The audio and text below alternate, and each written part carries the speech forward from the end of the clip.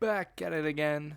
Welcome back to Headlight Headlines, your daily automotive news podcast. My name's Clayton, your host, and I'm super excited to get into the news today. We actually got a bunch of stuff to go over today, some fun stuff, trying a little bit of a new thing, but we'll see how it goes. So, I know it's been a couple days, been busy, school stuff. We had a break for a while, so decided to take a little break, but we're back now, back and better than ever. And this episode will go up a little later than normal, so check it out. Obviously, you have to be checking it out to hear this right now, but today's is going up a little later. Don't expect that every day. We'll get back on the same schedule, I think, here pretty soon. But we are going to start things off with a cool story from Honda about the Honda Passport. The Honda Passport is Honda's, I guess it's like a mid-size SUV. It is between the Pilot and the CRV, I think. And they have the new updated 2023 model. So they are changing mainly by going all-wheel drive only, which is very interesting, which means it is $1,200 more expensive. Pretty. They're saying it is hiking the base price by $3,300. I'm not sure what that means exactly. The 2023, they're saying it's $1,200 more expensive. Oh, but because it's only all-wheel drive only, it's $3,300 more than the cheapest one before was.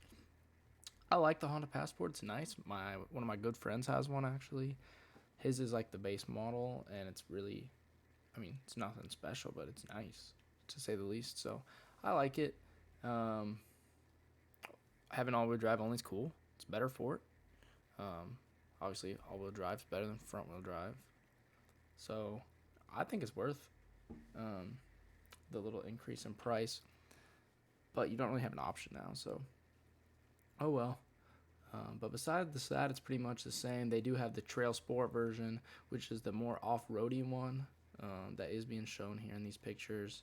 It's got some cool colors like this gray color. I really like it, but nothing too much besides that being changed.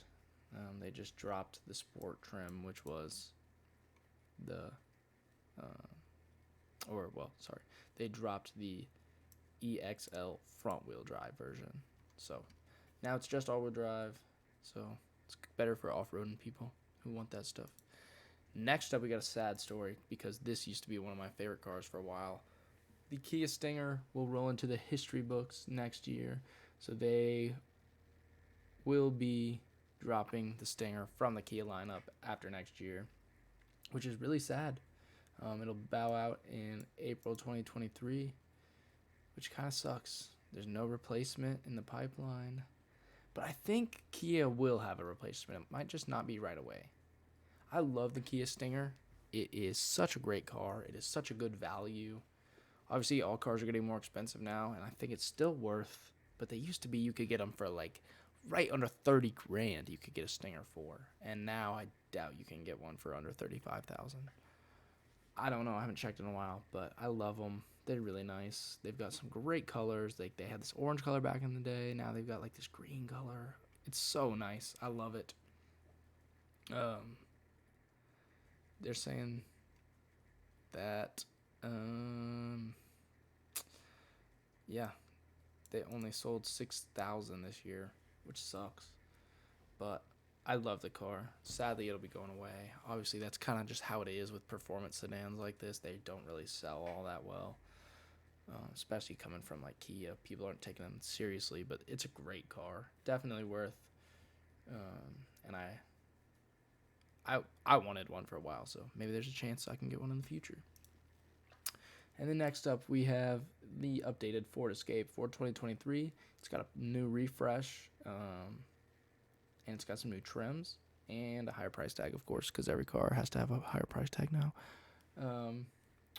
But they're saying the cheapest now is $28,995, and it can go up to $39,985, which is pretty good.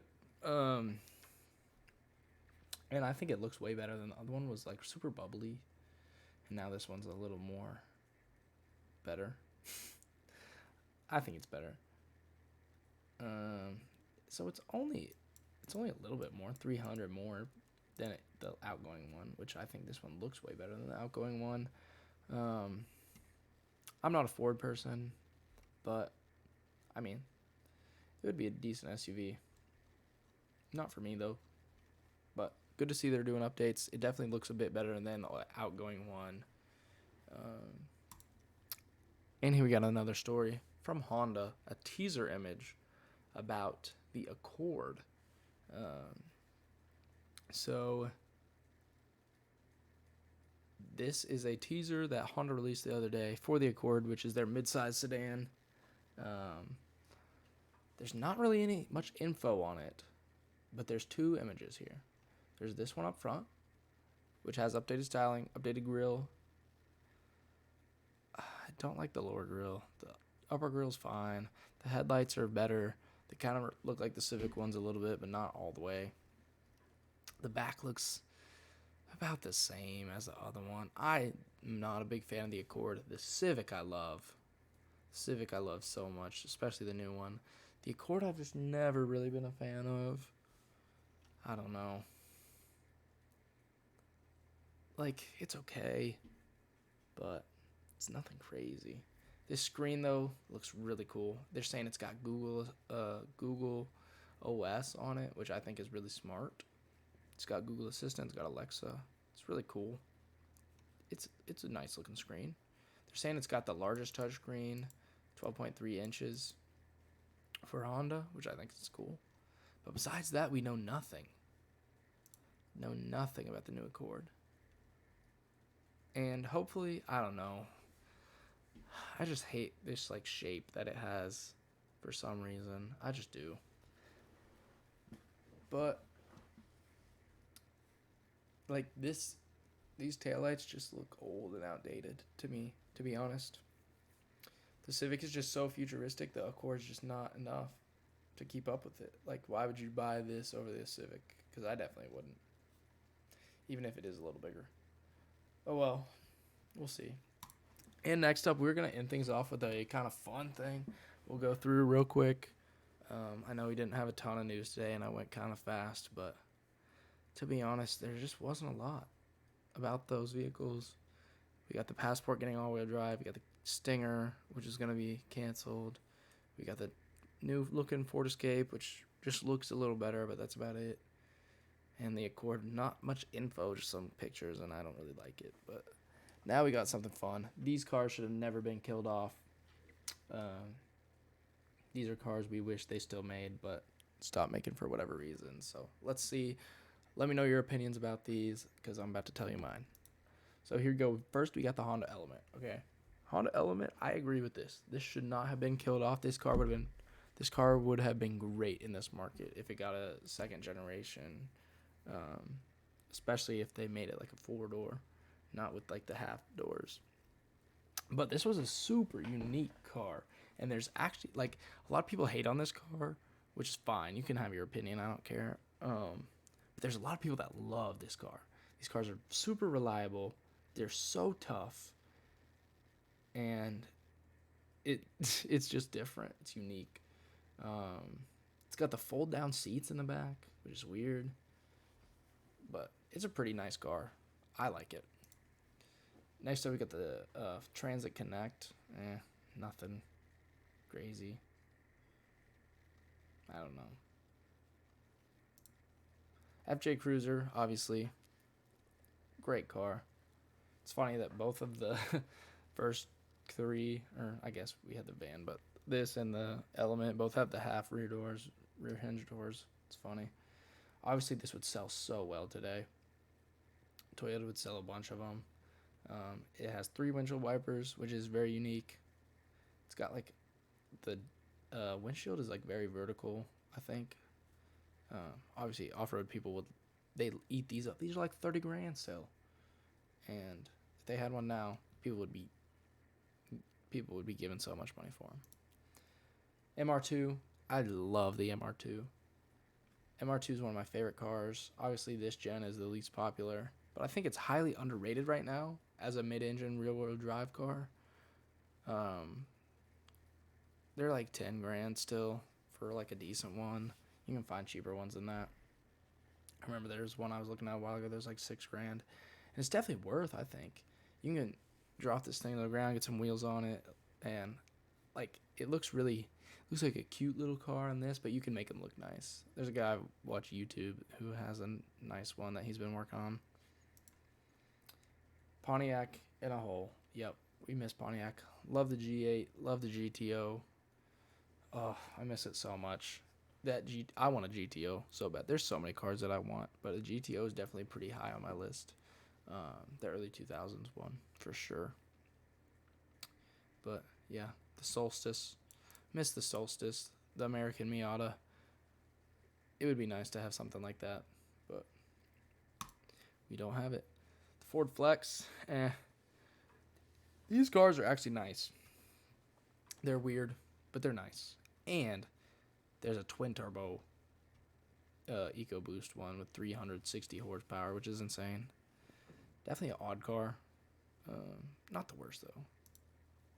Mazda 5, it's just like a van, kind of. Accord Cross Tour. I remember when I was like a bit younger and these like had first came out. I liked them for some reason. There were somebody in my neighborhood who had one. They're kind of weird. They should have kept it because of like the size, but yeah, it does look weird. It definitely looks weird. Fiero, these are awesome. Besides the fact that they like catch on fire and stuff, but yeah, there's somebody that does construction near here that has one that looks really nice, and I've seen a few nice ones at some car shows. They're cool, but they're not really nothing really crazy about them besides their rear engine. But Fiesta ST, obviously, quick little car, really cool, but not the Focus ST. Impreza, WRX STI hatchback, yeah, we miss it. It looks cool, but we're not getting it back. Charger and Challenger, yeah, we still have them for another year. Saturn Sky, we talked about the Solstice earlier, but yes, the American Miata, I love it. They're so underrated. I love cars that are underrated, and this one is so underrated. If I was smart, I would have bought this over my Z4. Yeah, true. It's definitely better than a Z4. Definitely more reliable. Chevy SS, miss it every day. This thing is awesome. V8 powered. Oh, basically a CTSV, but Chevy branded. I mean, it's nice. Everybody puts a Holden badge on. It's kind of cringy that they do that stuff, but oh well. I love it. I loved them for a while. They're cool. A lot of people actually have them. They're just slept on. XJ. Nobody buys Jaguar. CRZ, another car that I love. Surprisingly, I just love underrated cars, and these cars look amazing. They are so slow. But I almost bought one for $5,000 like a year or two ago during COVID. There was a rebuilt title one near me, and it was only $5,000. It only had like 100,000 miles, and I should have bought it. But it's definitely a cool car. It gets like 40 something miles per gallon. It's crazy. It's only a 2-seater, and it's manual. So what more can you want? It's not really sporty, but it looks sporty, you know. Plus, if you lower these, get some wheels on it, it'll look nice. There's some people with some pretty nice ones. Dodge Dart, not a fan of. Just a regular sedan. Nothing crazy. Magnum, though. Magnum is awesome. I wish they still had the Magnum. I wish they had a Hellcat Magnum. People have made them. They're so cool. I wish they still had them. I love the Magnums with the people can do a front swap of the newer Chargers. Oh, they look so nice. They look so nice. And that's going to be it. That's all we got for today. But I hope you all have a great day. Follow us on Twitter at HLightHlines and find us on YouTube. Our channel is Headlight Headlines. You can subscribe and always find a video version of this podcast there. But with that being said, that is it for today. Y'all have a great day and be safe out there, and I'll see you in the next episode.